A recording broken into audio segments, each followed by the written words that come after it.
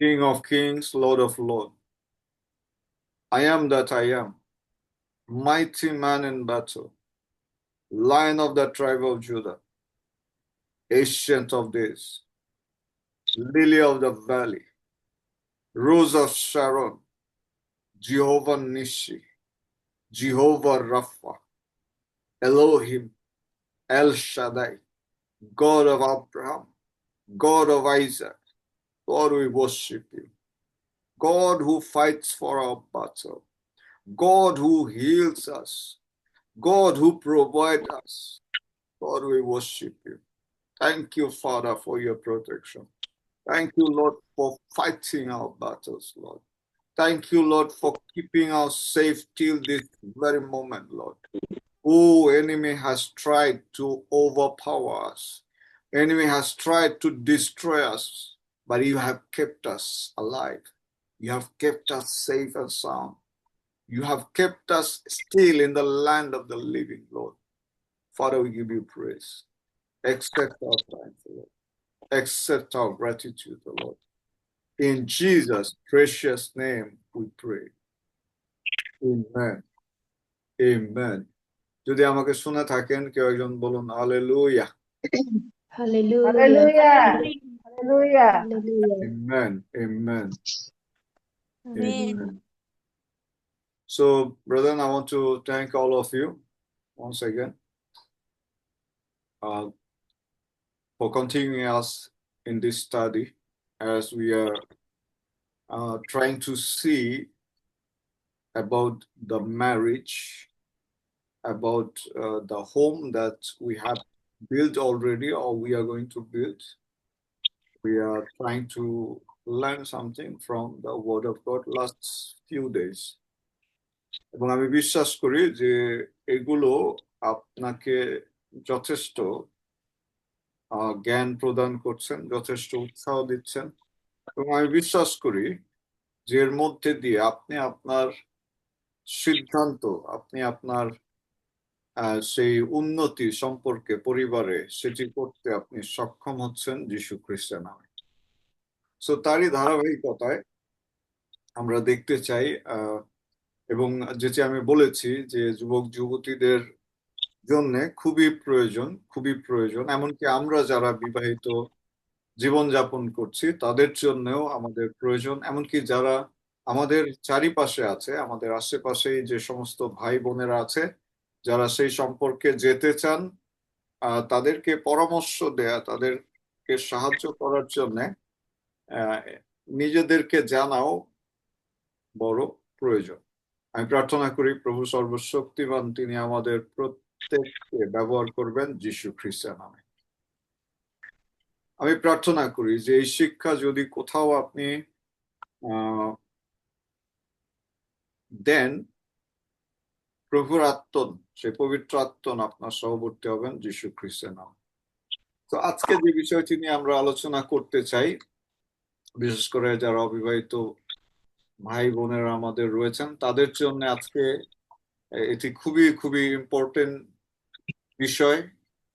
আমার মনে হয় না যে এরকম ভাবে আপনি কোথাও এত গভীরভাবে আপনি পাবেন, কিন্তু প্রভু আজকে প্রস্তুত করেছেন যাতে এর মধ্যে দিয়ে আপনার জীবন, আপনার চোখ আলোকিত হয়। আমি প্রার্থনা করি যারা এখনো জীবন সঙ্গী খুঁজে পাননি, নিরূপিত সময়ে প্রভু আপনাদের অস্থির মাংসের মাংস আপনাদের জীবনে নিয়ে আসবেন যীশু খ্রিস্টের নামে।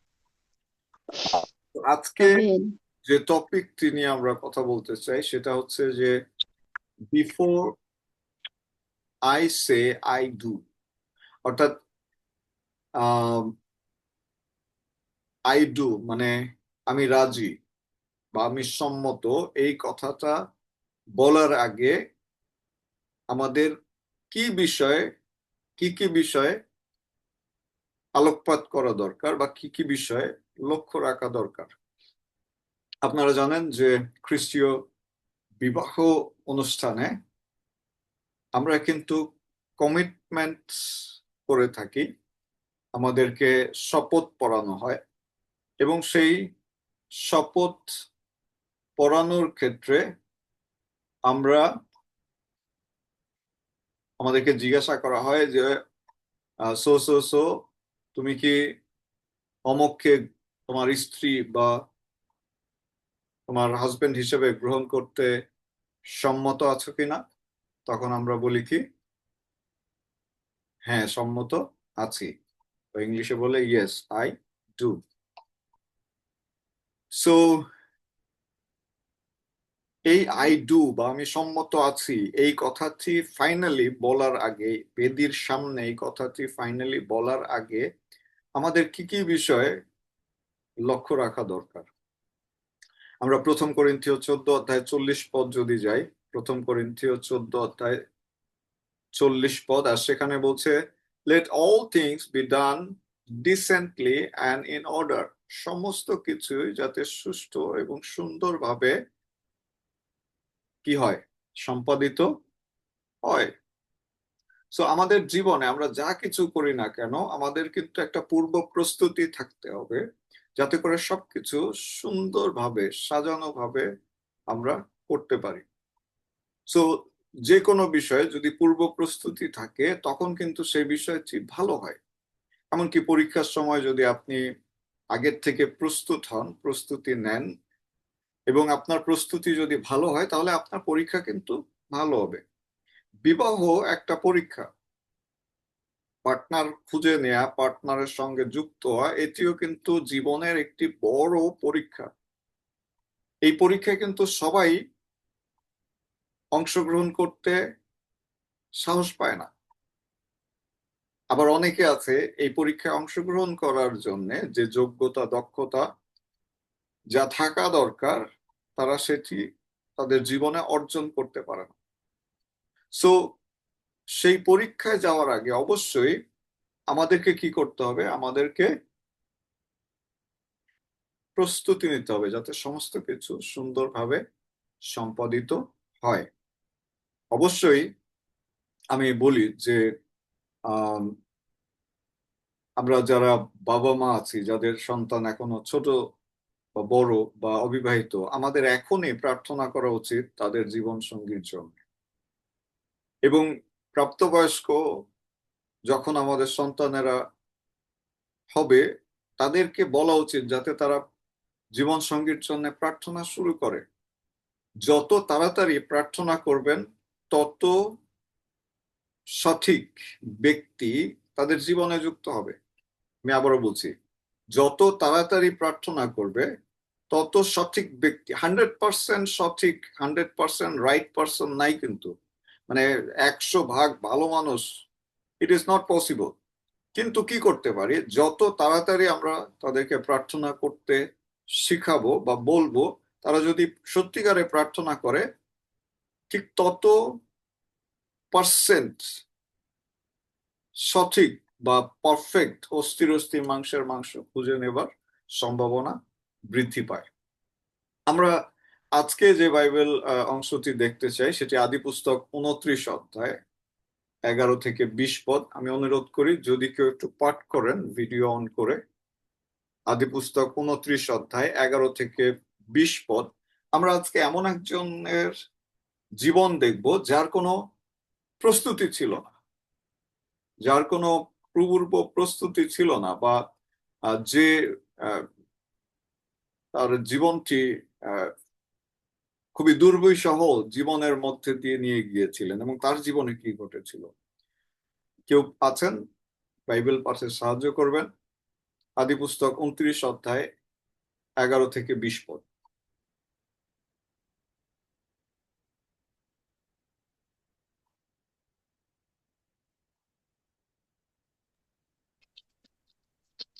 আমাকে শুনতে পাচ্ছেন নাকি আমি একাই কথা বলে যাচ্ছি?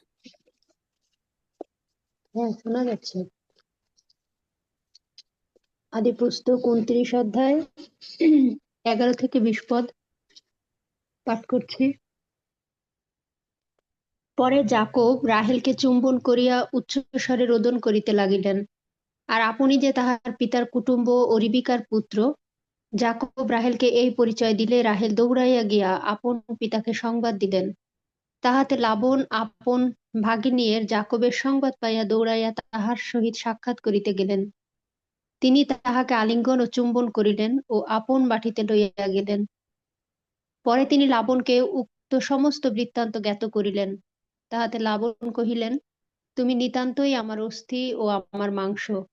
পরে যাকব তাহার গৃহে 1 মাস কাল বাস করিলেন। পরে লাবণ যাকবকে কহিলেন, তুমি কুটুম্ব বলিয়া কি বিনা বেতনে আমার দাস্যকর্ম করিবে? বলো দেখি, কি বেতন লইবে? লাবণের 2 কন্যা ছিলেন, জ্যেষ্ঠার নাম লেয়া ও কনিষ্ঠার নাম রাহেল। লেয়া মৃদুলোচনা, কিন্তু রাহেল রূপবতী ও সুন্দরী ছিলেন। আর যাকব রাহেলকে ভালোবাসিতেন, এই জন্য তিনি উত্তর করিলেন, আপনার কনিষ্ঠা কন্যা রাহেলের জন্য আমি 7 বৎসর আপনার দাস্যকর্ম করিব। লাবণ কহিলেন, অন্য পাত্রকে দান করা অপেক্ষা তোমাকে দান করা উত্তম বটে। আমার নিকটে থাকো। এইরূপে যাকব রাহেলের জন্য 7 বৎসর দাস্যকর্ম করিলেন। রাহেলের প্রতি তাহার অনুরাগ প্রযুক্ত এক এক বৎসর তাহার কাছে এক এক দিন মনে হইল। আমেন। Amen, amen. সো যদি এখানে দেখেন যাকবের জীবন, তিনি তার মামাতো বোন রাহেলকে পছন্দ করেছিলেন এবং তার প্রতি এতটাই এতটাই তিনি আসক্ত হয়ে গিয়েছিলেন যে তার কাছে এক একটা বছর এক এক দিন মনে হয়েছিল। তার মানে দেখুন আসক্তির লেভেল কোন পর্যন্ত। মানে যখন আমরা যুবক ছিলাম বা এখনো যারা যুবক আছেন, আপনারা জানেন না যে ভালোবাসা কিভাবে মানুষকে বিমোহিত করে। আমি জানি না কেউ প্রেমে পড়েছেন কিনা কখনো। আমি পড়েছি অনেকবার, অনেকজনের সাথে। এবং যেটা আমার অভিজ্ঞতা সেটি হচ্ছে যে যখন ভালো লাগা, ভালোবাসায় মানুষ পড়ে যায়, তখন কিন্তু সে স্বাভাবিক চিন্তা, সেই সমস্ত কিছু সুষ্ঠুভাবে করা বা বিধিবদ্ধভাবে করা, এটা তার জন্য দুষ্কর হয়ে যায়। কারণ তখন মানুষ ইমোশনালি চালিত হয়। আমি প্রার্থনা করি যারা আমাকে শুনছেন, আপনারা আপনাদের জীবনের সিদ্ধান্ত ইমোশনালি নেবেন না, যীশু খ্রিস্টের নামে। এখন প্রশ্ন করতে পারেন, তাহলে কি আমাদের ইমোশন ছাড়া তাহলে আমরা ভালোবাসবো কিভাবে, আমরা বিয়ে করব কিভাবে? হ্যাঁ, ইমোশন দরকার আছে অবশ্যই। অনুভূতি দরকার আছে, সহানুভূতি দরকার আছে, আবেগ দরকার আছে। কিন্তু তা যাতে আপনার চিন্তা বা আপনার বুদ্ধি বা বাক্যের উপরে বা প্রভু যীশু খ্রিস্টের উপরে তা যাতে কর্তৃত্ব না করে। আমি প্রার্থনা করি আমাদের মণ্ডলীগুলোর জন্য, আমাদের সন্তানদের জীবনের জন্য, তাদের জীবনে যা কিছুই হোক না কেন, তারা প্রথমে যিশুকে, দ্বিতীয়ত বাক্যকে, তৃতীয়ত তাদের বিশ্বাসকে তারা আঁকড়ে ধরবেন যীশু খ্রিস্টের নামে।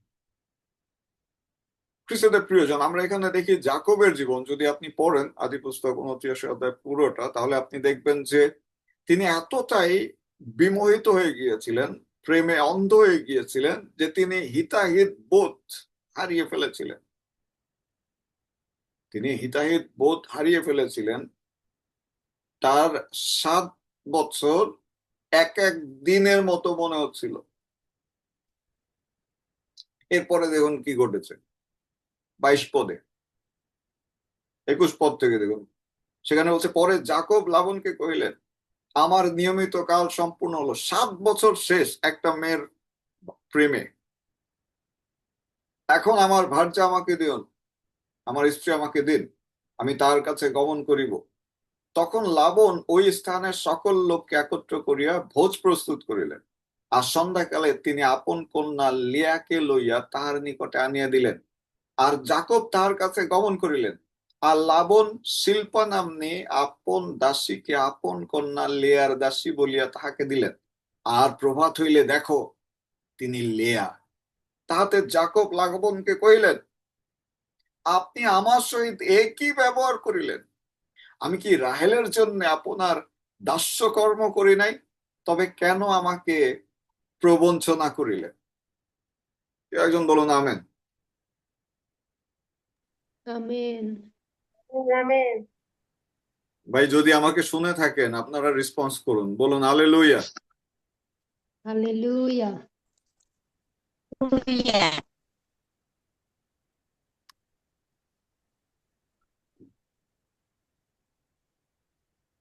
আমি অনুরোধ করবো যারা কো হোস্ট আছেন দয়া করে অন্যদেরকে অ্যাড করে নেবেন।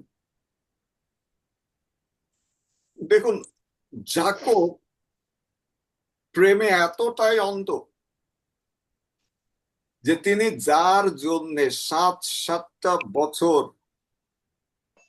কষ্ট করেছেন, বিনা পরিশ্রমে খেটেছেন, 7 বছর একজনকে ভালোবেসেছেন, সম্পর্ক করেছেন, রাত্রেবেলা তার কাছে যখন তিনি গেলেন তিনি তাকে চিনতে পারেননি। আপনারা জানেন যে বাসর ঘরে অনেক কিছুই হয়। তো বাসর ঘরের সব কাজ যখন তিনি করলেন তিনি বুঝলেন না যে এটা লেয়া নাকি এটা রাহেল। তিনি রাহেলের জন্য চেষ্টা করেছিলেন কিন্তু বিছানায় তিনি লেয়ার সাথে ঘুমালেন। আর সকালবেলা উঠে তিনি অভিযোগ করছেন যে হে শ্বশুর মশাই, আপনি আমার সাথে এই ধরনের আচরণ করলেন কেন? আমি তো রাহেলের জন্য আপনার দাস্যকর্ম করেছি, কিন্তু আমাকে বলছেন, তিনি বললেন যে তবে কেন আমাকে প্রবঞ্চনা করিলেন? আপনি জানেন জাকবের নামের অর্থ প্রবঞ্চক। তিনি কিন্তু তার ভাইকে ঠকিয়েছিলেন। সো এই যে বিবাহের বিষয়ে এখানে অনেক ধোঁকার কাজ থাকে, শয়তান কাজ করে। যারা জীবন সঙ্গী খুঁজতেছেন, শয়তান কিন্তু আপনাকে এর মধ্যে দিয়ে ধরার জন্য বসে আছে, ওত পেতে আছে। আমি প্রার্থনা করি আমাদের বোনেরা, আমাদের ভাইয়েরা শয়তানের ফাঁদে জালে পা দিবে না যীশু খ্রিস্টের নামে। আমেন। আমেন। এই যাকব ইনি এত অন্ধ ছিলেন, এত নির্বোধ, এত সে প্রেমে। আমার কথা হলো বাসর ঘরে যখন রাত্রেবেলা তারা ছিলেন কোনো আলো কি ছিল না? মুখ দেখলে বলতে পারতেন না যে না এটা ছোট বোনের পরিবর্তে বড় বোন আমাকে দেওয়া হয়েছে? আপনারা বলুন।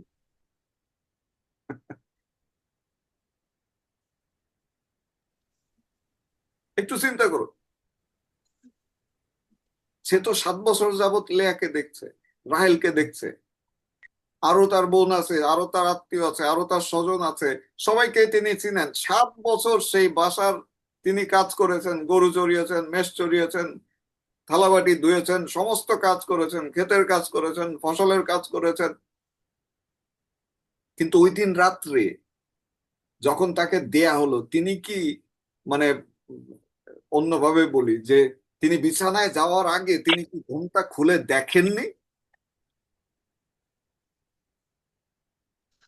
প্রেমে পড়লে অন্ধকার ছিল। মানুষ পাগল হয়ে যায়। হারি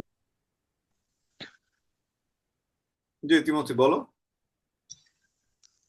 আমি একটু বলি, আমার মনে হয় হারিকেনে মনে হয় তেল ছিল না, মানে দেখতেই পারে নাই, অন্ধকার তো। মানে আপনি দেখেন কতটা স্টুপিড মানুষ হতে পারে প্রেমে পড়লে। প্রেমে পড়লে মানুষ যে কতটা অন্ধ হতে পারে তার উদাহরণ যাক আমি জানি না এর আগে এরকম বাইবেল থেকে আপনাকে কেউ বলেছে কিনা। আমি প্রার্থনা করি যারা আমাদের অবিবাহিত ভাই বোনেরা আছেন, প্রেম আপনাদেরকে অন্ধ করবে না যীশু খ্রিস্টের নাম।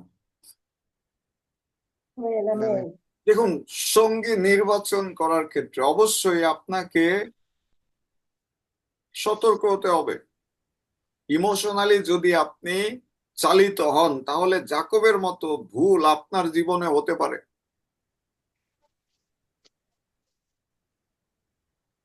প্রথম করিন্থীয় 14 অধ্যায় 40 পদ, আসলে আমরা এই জায়গাটি পড়ি। প্রথমে আমি এই বাক্যটি দিয়েছি।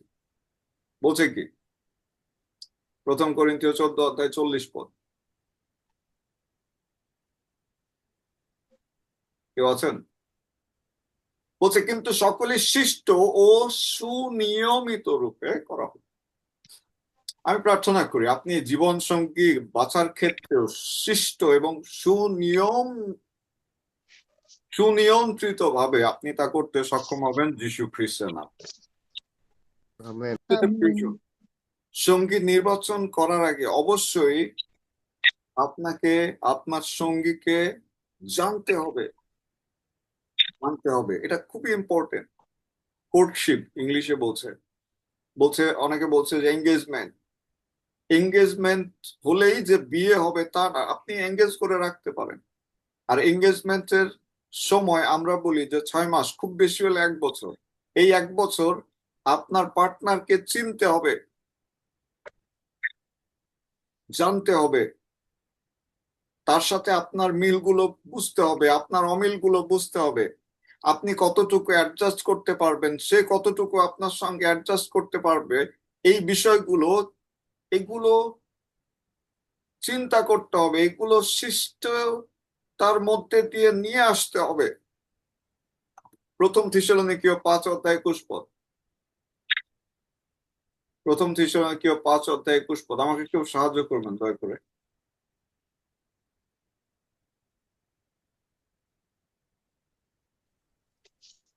বলছে সর্ববিষয় পরীক্ষা করো, যাহা ভালো তাহা ধরিয়া রাখো। So you have to choose the good things.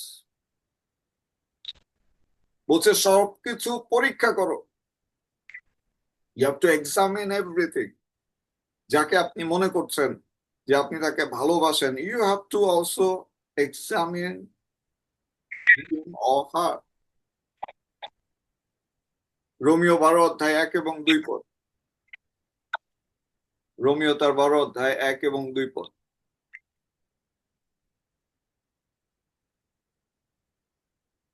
পাঠ করি রোমীয় 12:1-2 পদ।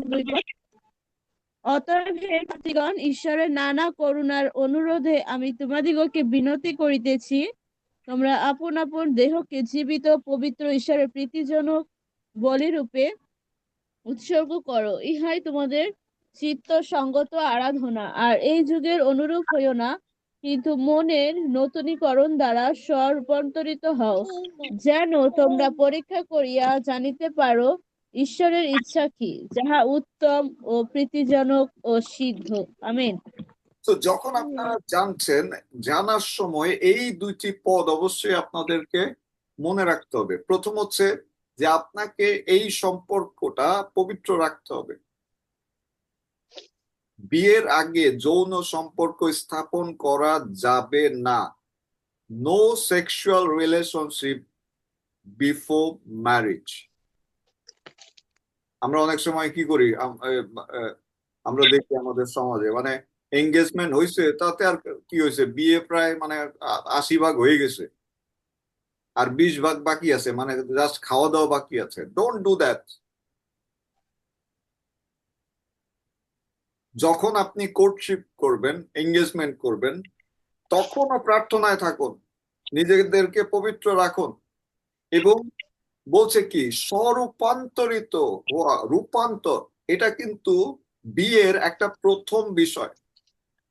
যখন একটা পুরুষ একটা পরিবার থেকে আসে, একটা নারী একটা পরিবার থেকে আসে, দুই পরিবার থেকে যখন তারা দুইজন আসে, তারা কিন্তু রূপান্তরিত হয়, একজন আরেকজনকে গ্রহণ করে, একজন আরেকজনের মতো হয়ে ওঠে। এই যে স্বরূপান্তরিত হওয়া, এই যে ট্রান্সফর্ম, এই ট্রান্সফরমেশন আপনাদের কিন্তু মূল বিয়ের আগে, মানে হ্যাঁ বলার আগে আপনাদেরকে হতে হবে। কারণ গতকালকে বলেছি, একবার হ্যাঁ বললে এরপরে না বলার সুযোগ বাইবেলে নাই।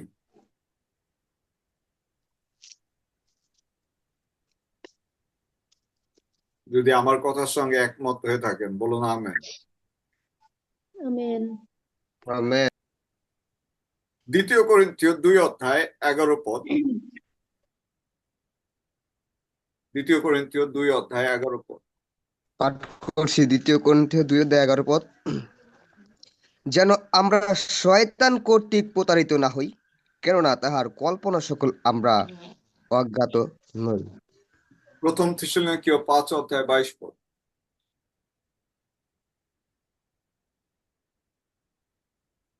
পাঠ করি প্রথম থেসলোনিকীয় 5:22 জি।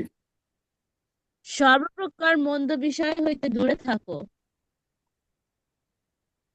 সো পরিবার গঠনের আগে যদি শয়তানকে আপনি সুযোগ দেন, তাহলে কিন্তু শয়তান তার এজেন্ট আপনার জীবনে সেন্ড করবে।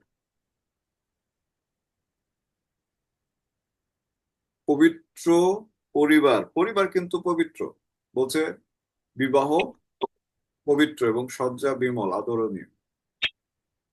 তো যদি হোলি ম্যাট্রিমনিতে প্রবেশ করতে চান, তাহলে অবশ্যই হোলিনেস প্রয়োজন জীবনে, পবিত্রতা প্রয়োজন জীবন। If you want to enter into holy matrimony, then you need to keep yourself holy. There is no if, no but. If you fail to keep yourself holy before you enter into the matrimony, devil will enter with that dirty things. আর শয়তান যদি সেই নোংরা নিয়ে আপনার পরিবারে প্রবেশ করে, আপনার জীবনে প্রবেশ করে, সে আপনাকে অতিষ্ঠ করে তুলবে। আমি প্রার্থনা করি যারা বিবাহের জন্য প্রার্থনা করছেন, প্রস্তুতি নিচ্ছেন, প্রভু আপনাদেরকে পবিত্রতায় থাকার যে দয়া, যে অনুগ্রহ, যে ক্ষমা, যে শক্তি, তা তিনি স্বর্গীয় ভাবে দান করবেন যীশু খ্রিস্টের। আমেন। এবং আমি প্রার্থনা করি তাদের জন্য যারা বিবাহিত জীবনে আছেন ইতিমধ্যে, আপনাদের শয্যা অপবিত্র হবে না যীশু খ্রিস্টের নাম। শয়তান আমেন। দিয়াবল আপনাদের গৃহে প্রবেশ করবে না যীশু খ্রিস্টের নাম। আমেন। আমেন। আমেন।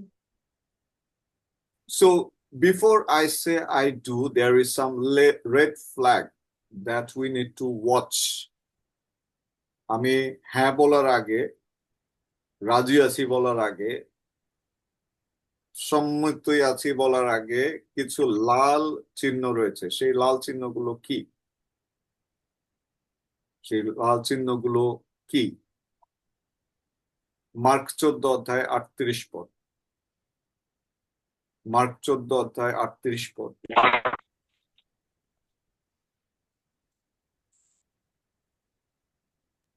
পাঠ করি মার্ক 14:38 তোমরা জাগিয়া থাকো ও প্রার্থনা করো, যেন পরীক্ষায় না পড়ো।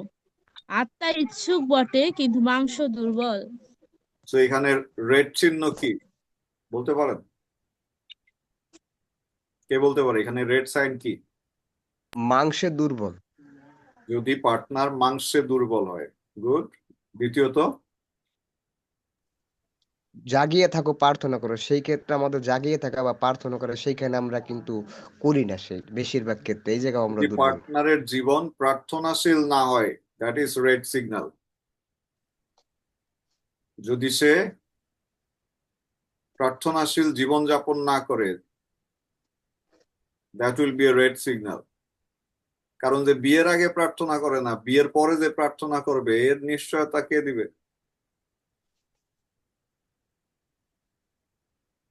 হিতোপদেশ 15:22 হিতোপদেশ 15:22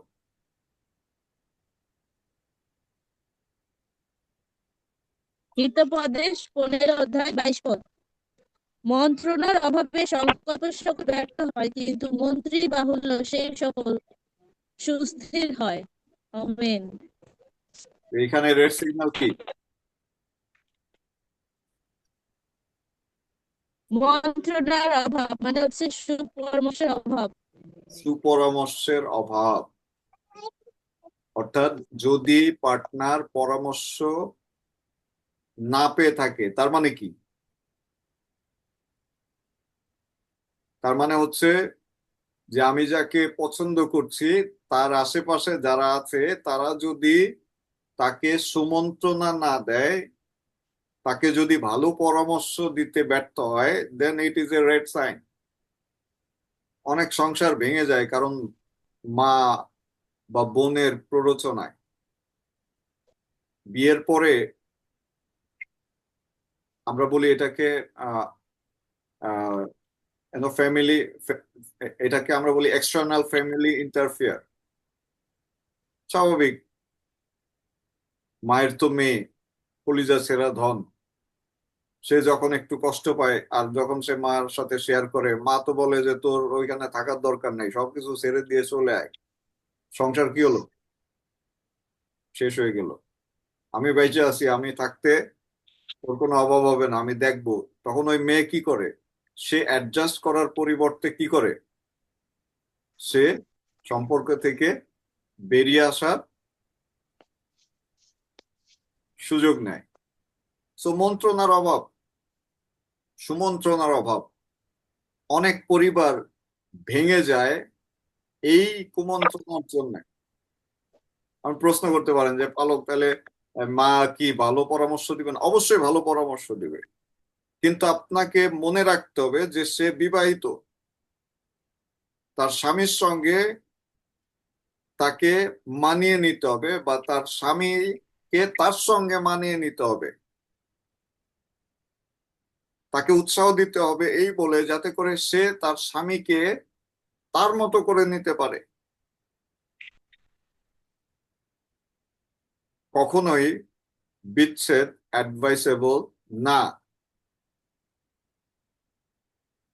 হিতোপদেশ 19 অধ্যায় 20 পদ। হিতোপদেশ তার 19 অধ্যায় 20 পদ বলছে পরামর্শ পাঠ শুনো। করি।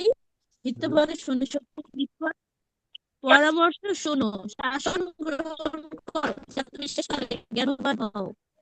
তো এখানে রেড সিগন্যাল কি কি হতে পারে?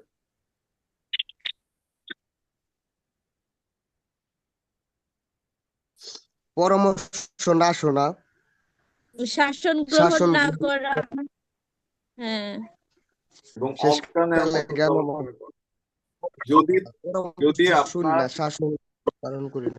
আপনার স্ত্রী যদি আপনার পরামর্শ না শুনে, যে আপনার স্ত্রী হতে যাচ্ছে বা যে আপনার স্বামী হতে যাচ্ছে, সে যদি আপনার কথা না শুনে, সে যদি শাসন গ্রহণ না করে, সেটা হতে পারে তার বাবা মায়ের বা গুরুজনের, সে যদি মূর্খের মতো আচরণ করে, এগুলো কিন্তু রেড সাইন। যখন আমরা রেড সাইন দেখি তখন আমাদের আরো গভীর প্রার্থনায় যাওয়া উচিত। আরো অনেক রেড সাইন আছে, যেমন হিংসা, বিরক্তিকর হিংসা। হিংসা না, ঈর্ষা। মানে আমার বউকে আমি কারো সামনে দাঁড়াইতে দিব না, মানে আমার বউ আমার আমার হচ্ছে সবচেয়ে সুন্দরী। বিরক্তিকর ঈর্ষা। অনেক সময় দেখা যায় যে বাগদান হয়েছে, কমিটেড হয়েছে, এরপরে ওই মেয়েকে কোথাও যাইতে দেয় না, মানে ঘর থেকে অথবা বাগদান হয়েছে, কমিটেড হয়েছে, সেই ছেলেকে সেই মেয়ে চোখে চোখে, অর্থাৎ হিংসা। ওই ছেলে যদি কোনো মেয়ের সাথে কথাও বলে, মানে তার কলিজা পুরা ছাই হয়ে যায়। এটা বলে বিরক্তিকর ঈর্ষা। You have to be very careful. Red সাইনের মধ্যে রয়েছে ধোঁকা। যদি ধোঁকা দিয়ে থাকে, যদি এমন কোনো আচরণ করে থাকে, মনে হয় সে আপনাকে ধোঁকা দিচ্ছে, সে বাইরে এক ভিতরে আর এক, এটা আপনাকে কিন্তু রেড সাইন প্রদান করবে। তৃতীয় রেড সাইন আছে নিয়ন্ত্রণ করবার আকাঙ্ক্ষা। আপনাকে সবসময় কন্ট্রোল করতে চায়। You must come to it and you must pray for that. Red sign, চতুর্থ রেড সাইন হচ্ছে শারীরিক এবং মানসিক নির্যাতন, মেন্টাল টর্চার। বিশেষ করে বিয়ের আগে মেন্টাল টর্চারটা থাকে, বিয়ের পরে ফিজিক্যাল টর্চারটা আসে। যদি আপনার পার্টনার আপনাকে মেন্টালি টর্চার করে, অর্থাৎ আপনার মেন্টাল নিয়ে যদি গেম খেলে, এবং আপনি যদি বুঝতে পারেন যে he is a mental gamer boy, play boy, then it is a red sign. পঞ্চম যে রেড সাইন সেটি হচ্ছে আশুক্রোধী। গতকালকে আমি বলেছি খুব দ্রুত রেগে কথায় কথায় চেতে যায়, ছ্যাত করে উঠে, সে ছেলে হোক বা মেয়ে হোক। That type of man avoidable. ষষ্ঠ, পশু প্রাণীদের প্রতি ঘৃণা। যদি এমন কেউ থেকে থাকে, পশু বা প্রাণীদের প্রতি তার ভালোবাসা না থাকে, তাহলে কিন্তু এটা একটা রেড সাইন, রেড সিগন্যাল। কারণ মানুষের প্রতি তার হয়তো সেই ভালোবাসাটা জন্ম নাও হতে পারে, হয়তো সে শারীরিক সম্পর্কের জন্য আবেগতাড়িত হয়ে সেই সময়ে সে সেই ধরনের মধুর কথা আসছে। So it will be a red sign. Red সাইনের মধ্যে হচ্ছে অপসংস্কৃতির অনুসরণ। যদি অপসংস্কৃতি অনুসরণ করে, ডিজে, নাইট ক্লাব, বারে যাওয়া, ট্যাটু করা, এটা অপসংস্কৃতি। হোমোসেক্সুয়ালিটি, লেসবিয়ানিজম, যদি এগুলো থেকে থাকে, সমাজ রক্ষায় হয়তো দেখা যাবে যে সে আম, স্ত্রী হিসেবে আপনাকে গ্রহণ করছে, কিন্তু তার আকাঙ্ক্ষা পুরুষে, অর্থাৎ সে পুরুষের সঙ্গে দৈহিক মিলন করতে সে আনন্দ পায়। বা অনেক মহিলারা আছে, অনেক বোনেরা আছে, যারা হয়তো সমাজ রক্ষা করার জন্য ভাইকে, মানে যে কোনো ভাইকে বা যে কোনো ছেলেকে বেছে নেয়, কিন্তু তাদের আকাঙ্ক্ষা কিন্তু নারীতে। তো এই ধরনের যদি থাকে, it's a red sign, very very big red sign. পরবর্তী যে রেড সাইন সেটা হচ্ছে একাকী করে রাখার মানসিকতা। অর্থাৎ আপনি বাইরে যেতে পারবেন না, আপনি কারোর সাথে কথা বলতে পারবেন না, আপনার সব সময় ঘরে থাকতে হবে, একা থাকতে হবে, সমাজে যেতে পারবেন না, গির্জায় গেলেও আপনার নজরে নজরে রাখবে।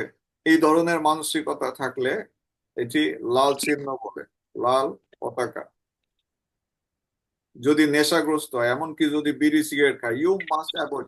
অথবা বলতে হবে যে যদি আমাকে চাও তাহলে তুমি বিড়ি ছাড়ো। কারণ অনেকে আছে বলে যে আমি বউ ছেড়ে দিব কিন্তু বিড়ি ছাড়তে পারবো না, এবং তারা বলে কিন্তু সত্যি কথা।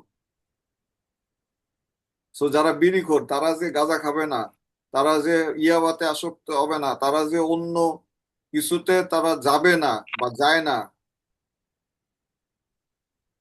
এটা কিন্তু একটা শান্তিময় পরিবার গঠন, একটা পবিত্র পরিবার গঠনে অবশ্যই লাল একটি চিহ্ন, রেড সাইন। পরবর্তী রেড সাইন আছে, সেটা হচ্ছে ব্যক্তিগত সীমানা অতিক্রম করা। প্রত্যেকের, বিবাহিত হোক বা অবিবাহিত, প্রত্যেকের কিন্তু একটা প্রাইভেসি বলে কিছু আছে। সেটাকে যদি কেউ রেসপেক্ট না করে, সেটাকে যদি কেউ সম্মান না করে, then it is a red sign. মনে করবেন সে ভাই আপনাকে ভালোবাসে, বিয়ের কথা চলছে, কিন্তু আপনার প্রাইভেসি সে দিচ্ছে না, আপনার প্রাইভেসির ক্ষেত্রে হাত দিচ্ছে। প্রাইভেসি কি? ব্যক্তিগত যে সীমানা। প্রত্যেক মানুষেরই মর্যাদা রয়েছে, আত্মমর্যাদা রয়েছে, ব্যক্তিগত স্থান রয়েছে। প্রত্যেকের কিন্তু একটি বাউন্ডারি আছে, যে পর্যন্ত সে মানুষকে অনুমতি দেয় প্রবেশ করা। সে তখনও স্বামী হয়নি, বা স্বামী হলেও দেখা যায়, মানে বিশেষ করে বিয়ের আগে স্বামী না হয়েও যদি স্বামীর অধিকার দাবি করে, সেক্ষেত্রে এটা ব্যক্তিগত সীমানা অতিক্রম করা বলে আমরা বুঝি। ইভেন বিয়ের পরেও সেলফ রেসপেক্ট থাকা প্রয়োজন। বিশেষ করে আমরা যারা বিবাহিত আছি, আমরা জানি, আমি গতকালকে বলেছি যে পুরুষদের শরীরের গঠন এমন যে তারা প্রতিদিন চাইলে দৈহিক সম্পর্ক করতে পারে, কিন্তু নারীরা তেমন না। নারীদের সময় রয়েছে, কাল রয়েছে, তাদের ইমোশন রয়েছে। তো সেই বিষয়টা যদি কোনো পুরুষ রেসপেক্ট না করে, তাহলে সেই সংসারে শান্তি না, অশান্তি আসবে। তো ব্যক্তিগত সীমানা অতিক্রম না করা, ব্যক্তিত্বকে সম্মান না করা, এটা কিন্তু রেড সাইন। সর্বশেষ যে আরো রেড সাইন আছে, কিন্তু এখানে আমি যে কয়টা নোট করেছি, সর্বশেষ রেড সাইন হচ্ছে নিচু মানসিকতা। আপনাকে সবসময় হেউ করে দেখা, ছোট করে দেখা। হতে পারে আপনি গরিবের সন্তান, হতে পারে আপনি অভাবের সন্তান, হতে পারে তিনি যে সমাজ থেকে এসেছেন, যে সুযোগ সুবিধা পেয়েছেন, আপনি সেই সুযোগ সুবিধা পাননি। এই জন্যে সবসময় ছোট করে দেখা, খাটো করে দেখা, এটা কিন্তু খুবই খুবই ভয়ানক রেড সাইন। আমি প্রার্থনা করি প্রভু আমাদের প্রত্যেককে এই চিহ্নগুলো এবং এই বিষয়গুলো চিহ্নিত করতে এবং প্রার্থনা করতে সাহায্য করবেন যীশু খ্রিস্টের নাম। সর্বশেষে উপদেশক 10 অধ্যায় 10 পদ আমরা দেখতে চাই। উপদেশক 10 অধ্যায় 10 পদ। আর সেখানে বলছে কি, লৌহ ভোতা হইলেও তাহাতে ধার না দিলে তাহা চালাইতে অধিক বল লাগে, কিন্তু প্রজ্ঞাই কৃতকার্য হইবার উপযুক্ত উপায়। যারা কাঁচি দিয়ে কাজ করেন বা দা বা কুড়াল দিয়ে কাজ করেন, ওটা যদি বোতা হয় তাহলে আপনার শক্তি কি লাগবে? কুড়ালে যদি ধার না থাকে শক্তি লাগবে কি? বেশি। হ্যাঁ, সো আপনি যদি প্রথম থেকেই যদি আপনার বিবাহিত জীবনকে যদি ধারণ না করেন, সুচালো না করেন, যদি সেটা জং ধরে যায়, যদি সেটি ভোতা হয়ে যায়, আপনাকে অধিক শ্রম দিতে হবে জীবন যাপন করার জন্য। প্রথম করিন্থীয় 7 অধ্যায়, আমি জানি না আমাকে শুনতে পাচ্ছেন কিনা আপনারা, মরার মতো পড়ে থাকবেন না, দয়া করে রেসপন্স করুন। প্রথম করিন্থীয় 7 অধ্যায় 15 দ্বিতীয় অংশ।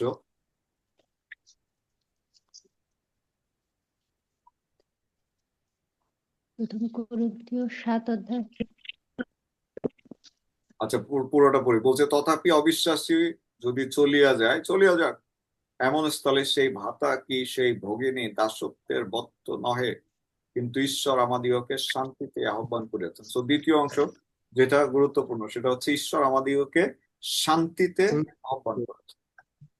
তো যদি কিছু দেখেন যেটা অশান্তিজনক, অশান্তির বিষয়, এই বিয়ে করলে আপনি শান্তির পরিবর্তে অশান্তি, খাল কেটে কুমির নিয়ে আসবেন, দয়া করে সেখান থেকে সরে আসুন।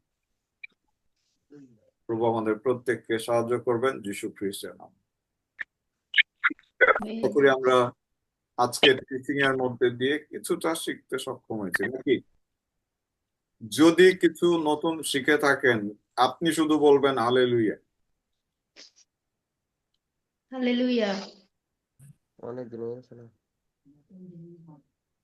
তাহলে কেউ যে কোনো মুহূর্তে তোরা মেনশন কর। 2 জন, মাত্র 2 জন। প্রভু আমারে মাফ করবেন যীশু খ্রিস্টের নামে। ওকে,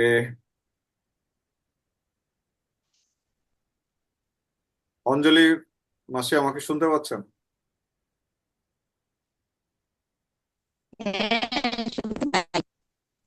কিন্তু আপনার নেট তো। লিজা আন্টি আমাকে শুনতে পাচ্ছেন?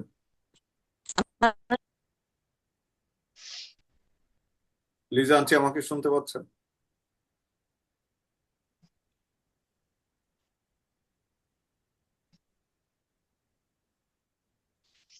অথবা অরুণ মাসি আমাকে শুনতে পাচ্ছেন?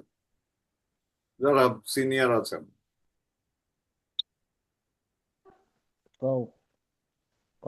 শুনতে পাই তো। কি ও মাসি, তোমরা তো সিনিয়র, আমরা যারা আছি অভাবী কাঙ্গালি, আমাকে জন্য একটু প্রার্থনা করো। বাবা সবসময় তো প্রার্থনা করি। এখন করো, যাতে আচ্ছা। আমাদের পরিবারগুলো ভালো, এবং যেগুলো এখনো বিয়ে করে নাই, তোমার ঘরে আছে 2টা, যাতে প্রভু তাদের অস্থির অস্থির মাংসের মাংস যোগায় দেয়। এইভাবে আরো যারা আছে, আমাদের ঘরেও আছে কয়েকটা, প্রভু যাতে আচ্ছা বাবা। জীবন সঙ্গী যোগায় দেয়, এই জন্য প্রার্থনা করি। আসুন আমরা মাসির সঙ্গে প্রার্থনায় যাই। ধন্যবাদ দেই প্রভু এই সুন্দর সময়, আর এই সুন্দর সময় যে তুমি আমাকে প্রার্থনা করার সুযোগ করে দিয়েছো, তাই তোমাকে ধন্যবাদ দেই পিতা। তোমার আশীর্বাদ, তোমার দয়া, তোমার সাহায্য ছাড়া আমরা এক মুহূর্ত কাল বেঁচে থাকতে পারি না। ও প্রভু গো, তুমি দয়া করেছো, আর সেই স্টিফানকে তুমি কথা বলার শক্তি দিয়েছো। সে সুন্দরভাবে কয়েকদিন পর পর সে বিবাহ নিয়ে সে প্রচার করছে। প্রভু গো, তুমি আশীর্বাদ করো। ওর অন্তরে কি রয়েছে, মনে কি রয়েছে, তা তুমিই জানো। যে শিক্ষা ও এই ভাই বোনদের মধ্যে প্রচার করছে, যেন তারা মনে রাখতে পারে, স্মরণে রেখে পথ চলে। প্রভু গো, ও প্রভু, তুমি আশীর্বাদের ঈশ্বর, তুমি দয়ার ঈশ্বর, তুমি সাহায্য করো যেন ওর কষ্ট ফল পায়। প্রভু গো, যেন ফলবিহীন না হয়। তোমার কাছে ধন্যবাদ দেই প্রভু। আমরা সকলেই অনেক ভালো আছি। এই জুমের মধ্যে যে ছেলেমেয়েরা রয়েছে, বয়স্করা রয়েছে, বৃদ্ধরা রয়েছে, পিতা, আমরা প্রত্যেককে ভালো আছি। সেই পালকরা রয়েছে, অনেক আহ আহ, যুবক যুবতী রয়েছে, পিতা। আমি সেই সকল সন্তানদের জন্য তোমার কাছে প্রার্থনা করি। ও প্রভু গো, তুমি জানো প্রভু, তুমি আশীর্বাদ দান করো প্রভু এই সন্তানদের জন্য। আমি জানি প্রভু গো, আমি যেমন আমার সন্তানের জন্য আমি তোমার কাছে প্রার্থনা চাই, তাদের ভালো জীবনের জন্য, তাদের আশীর্বাদ তুমি করো প্রভু। সে আমার মেয়ের জন্য আমি এখনো কিছু বলি না প্রভু, কিন্তু আমি আমার ছেলেটির জন্য বলি যে তুমি একজন ভালো সঙ্গী তাকে জোগাড় করে দাও। বন্ধু যিশু গো, তুমি আশীর্বাদের ঈশ্বর।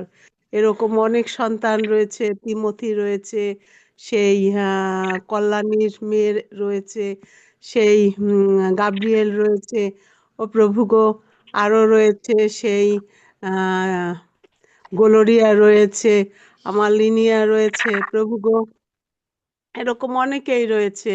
নয়মি রয়েছে, যদিও সে ছোট, আমি তার জন্য অপেক্ষা করি যেন ঈশ্বর তাকে জ্ঞান বুদ্ধি দেয়, সে একটু ডান বাম ভালো করে চিনতে পারে, বুঝতে পারে।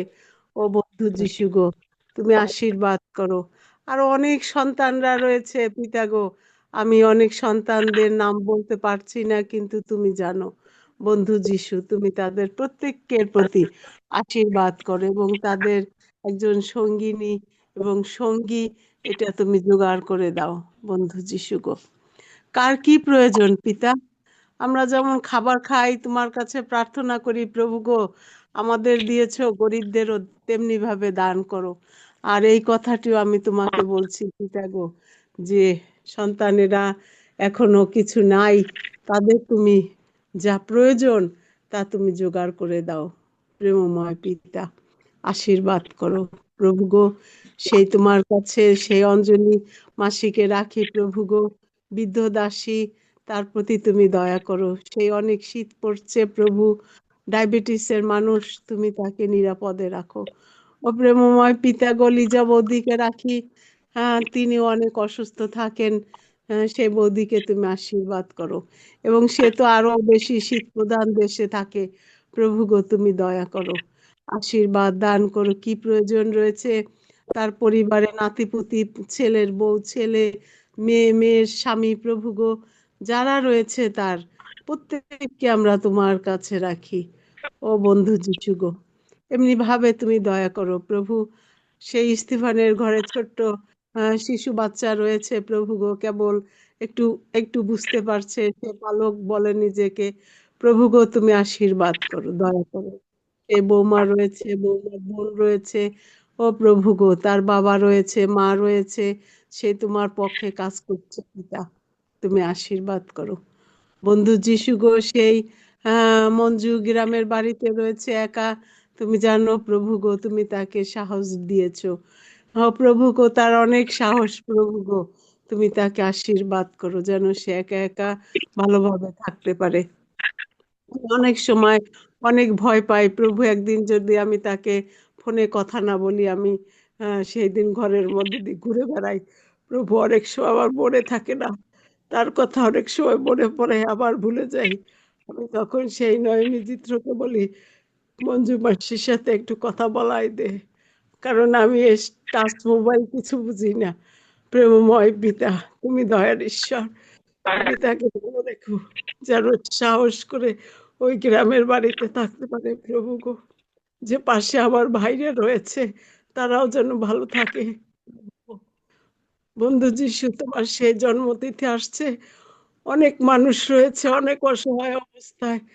প্রত্যেক মানুষকে তোমার কাছে রাখি পিতা গো। সেই বড়দিনে শুধু নূতন জামা কাপড় আমরা না পরি, আমরা যদি এক ভাই আর এক ভাইয়ের সঙ্গে বলতে পারি, আসো আমরা বড়দিনে এইটা করি, তাদের আমরা দেখতে পারি প্রভু গো। প্রত্যেকদিন সকালে একটি গান শুনি, অনেক সুন্দর। সেই গানের মধ্যে একটি ছেলে আছে, যে ছেলে বলে তার বন্ধুকে, ভাই তুমি তো বড়দিন পালছো, কিন্তু তোমার পাশে যে রয়েছে তুমি কি তার খোঁজ নিয়েছো? আর সত্যি কথাই, যেন আমরা একজন আর একজনের খোঁজ করি। প্রভুকে তুমি আশীর্বাদ দান করো, সেই দেশকে আশীর্বাদ করো প্রভু গো। কারণ আমাদের এই দেশে একজন বাবার দরকার, না হয় একজন মার দরকার প্রভু গো, যেন এই দেশকে সুন্দরভাবে পরিচালনা দিতে পারে। বন্ধু যিশু গো, তুমি আশীর্বাদ করো।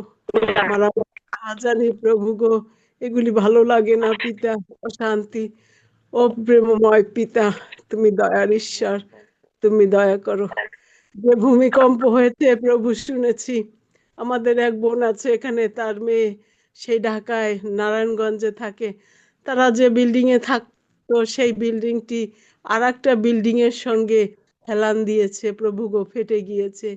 তাই অত, কিন্তু সেই বিল্ডিং এর কোনো মানুষের কোনো ক্ষতি হয়নি প্রভু গো, তুমি তাদের রক্ষা করেছো। সেখানে সেই আমাদের এক মেয়ে জামাই, তার দুটি সন্তান সেখানে ছিল। প্রভু গো, তুমি সুরক্ষাকারী ঈশ্বর, কারণ তোমার দয়া কখনো ভোলা যায় না। পিতা, তুমি এমনই একজন বাবা, যার কাছে আমরা সবকিছু বলতে পারি, যার কাছে আমরা আমাদের অন্তরের কথা বলতে পারি প্রভু গো।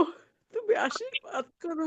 সেই সুমন ভাইকে তোমার কাছে রাখি, তুমি তাকে আশীর্বাদ করো। তার চাকরিতে যে সমস্যা হচ্ছে মেশিনে, প্রেমময় পিতা, তুমি দেখে রাখো তাদের, তার স্ত্রী এবং তার সন্তান রয়েছে পিতা, তুমি আশীর্বাদ করো। তার গ্রামের বাড়িতে ভাই রয়েছে, বোন রয়েছে, আরো অনেক আত্মীয় স্বজন রয়েছে। বন্ধু যিশু গো, তুমি দয়া করো, সাহায্য করো, যেন সকলের সঙ্গে মিলেমিশে সে সেই বড়দিন অনুষ্ঠান পালন করতে পারে পিতা গো। তুমি আশীর্বাদ করো, কারণ তোমার খ্রিস্টীয় সন্তানেরা কেউ অনেক বড় লোক নয় পিতা গো, তোমার সন্তানেরা সকলেই মধ্যবিত্ত। তুমি দয়ার ঈশ্বর, তুমি দয়া করো প্রভু। তুমি দয়া না করলে আমরা কেউ বেঁচে থাকতে পারি না প্রভু গো। তুমি আশীর্বাদ দান করো পিতা। আমরা আর একটু পরে সে ঘুমোতে যাব প্রভু গো। সুস্বপ্ন সুনিদ্রা দান করো, শয়তান শত্রু বিপদ আপদের হাত থেকে রক্ষা করো প্রভুময় পিতা। আগামী দিন সেই জিঠর পরীক্ষা রয়েছে, যেন সুন্দরভাবে সে সেই পরীক্ষা দিতে পারে প্রভু। আমি আর নয় সেই ট্রেনিং এ দেবো প্রভু গো, এক বেলার জন্য।